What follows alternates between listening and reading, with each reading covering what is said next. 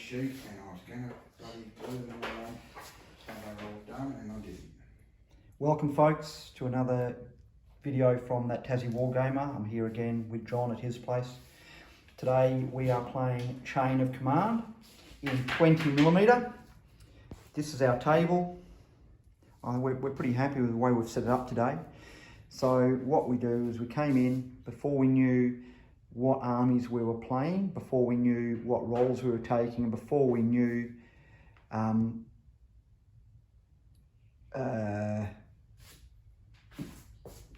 basically everything. Yeah, what we had to do, what the scenario was. We set the table up. We rolled. The scenario is a delaying action, scenario 4 in the book. We then decided that whoever was going to be defending would obviously historically likely to be defending the village. So we rolled. I got highest. I got to choose my army, which I have chosen British. John chose Panzergrenadiers. I am defending. John is attacking. We both rolled. We rolled ones for our force morale, so we're both starting with a lowly 8. So this game could drop quite quickly. And we have had our patrol. So John started with 4 patrol markers and ended up with 3 deployment points. I had 3 patrol markers, ended up with 2 deployment points, but then a 3rd one within the original zone where my patrol first started. So John has got a deployment point here on this road amongst the wheat fields. Further over here in the trees, and further over here in the trees. If you haven't seen my videos before, these bases here indicate the outline of the woods, and then we've just got these removable groups of trees that we can take off. Over here I have got a jump off point behind the hedge in the yard of this building.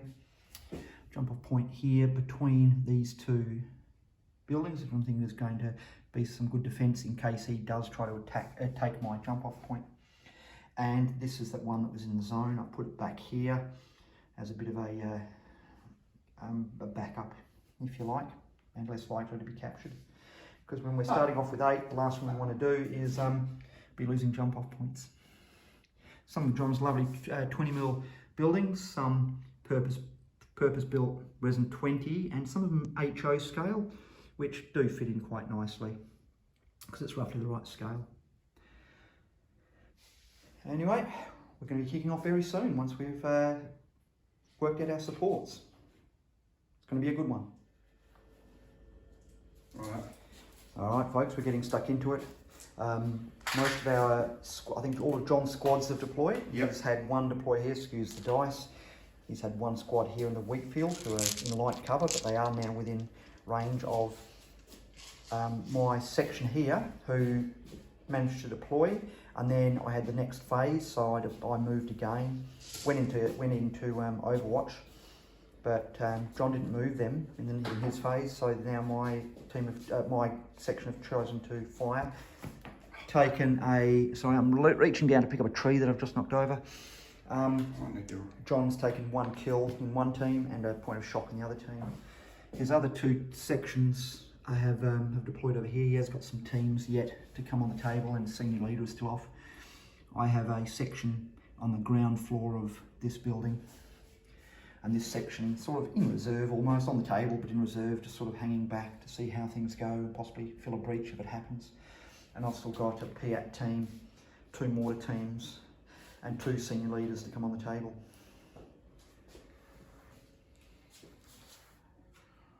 Right, we're a few phases in.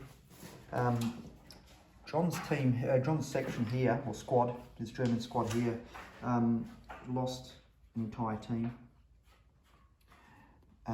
from my section here. My section has lost 2 men off the rifle team. John brought his half track in. It's got a what is it, John? What team is in your half track?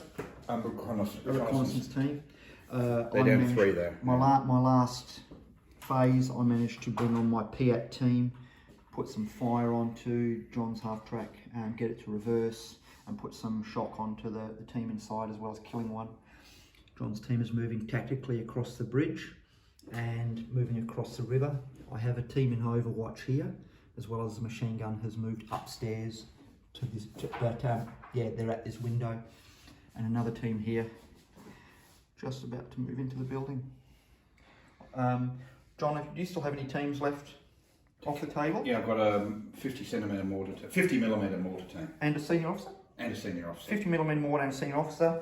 And I have still off the table 2 senior leaders and 2 small mortar teams. It's interesting. I haven't managed to, I don't particularly want to leave I just haven't had the opportunity to bring my mortars on. I don't want to leave it too much longer, otherwise I'm not going to have much of an opportunity to use them before John gets into range. Likewise. Yeah. Interesting. These guys to move. Mm-hmm. Do you want a video first or? No, I'm actually videoing you doing your... Okay, so they're going to move. All right. So as you can see, John, we've just ended the turn. John rolled a 333 on his last phase. So they still lose the top because they're in the water? Yeah. So I get 4. 4 inches. You'll be they're finally out of the water. So often we treat rivers as a linear obstacle. This time we're treating it as it was broken ground, wasn't it, John, or hard going. So we're actually losing it. So it's taken a while to get across the river.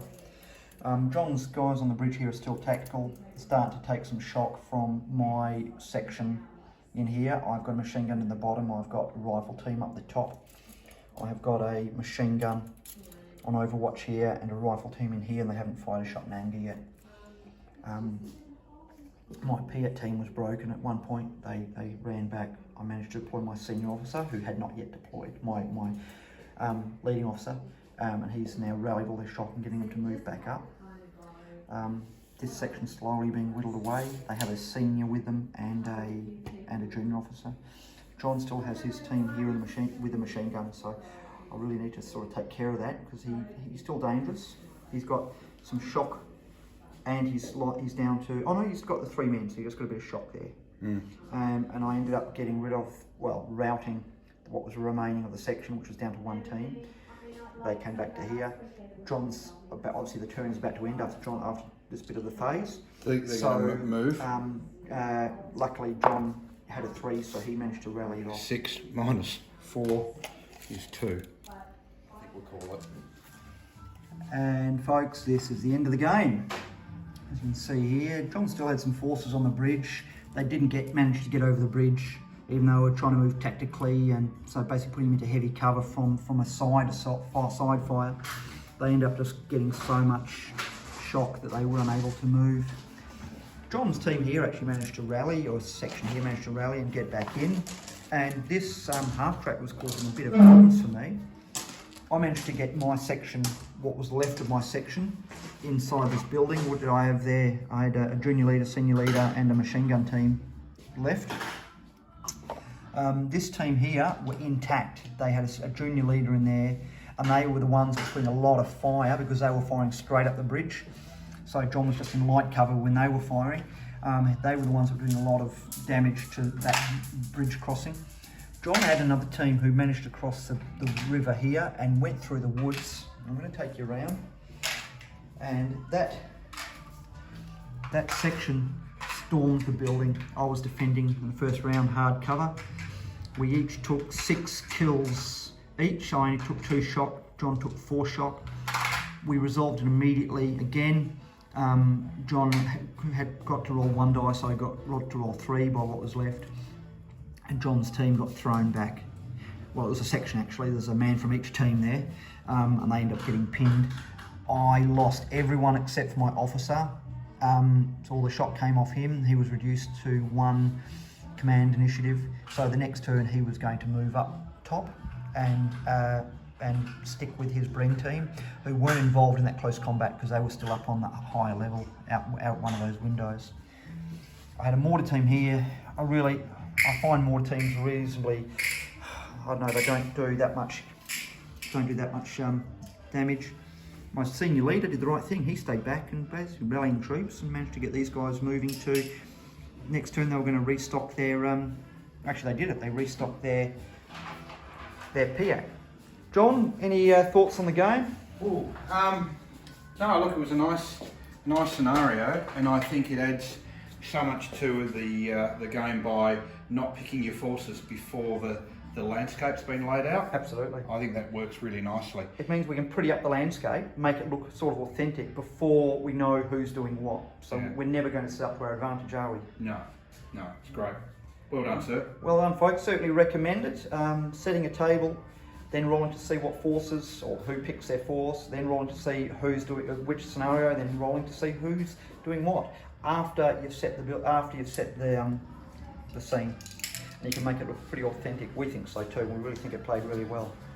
Anyway, this is the Tassie Wargamer and Major Wadsley signing out.